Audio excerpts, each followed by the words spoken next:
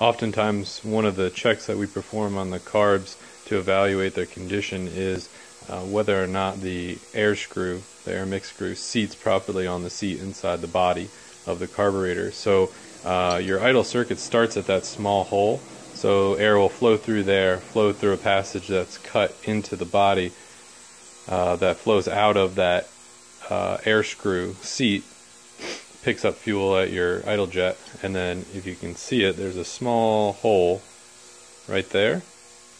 That's going to be your idle circuit. That's where the fuel and air will exit the carburetor body and go into the cylinder, or excuse me, go into the head.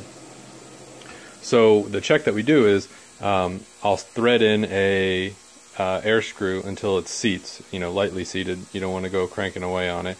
I'll install the cap for the idle jet, not the idle jet itself, just the cap, and I'll take about maybe 5 to 10 pounds of regulated air and pass it through the hole. The small one is your idle circuit. I'll pass it through there, and I'll also at the same time put my finger over that exit for the idle circuit.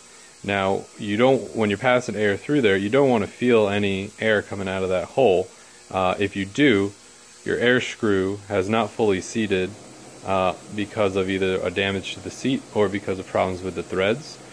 So our first step is to chase the threads in there and see if we can get the idle screw to seat properly. If we can't, then we reevaluate and see whether or not we need to do further repair to the threads, or whether or not we need to have do a further repair with the seat.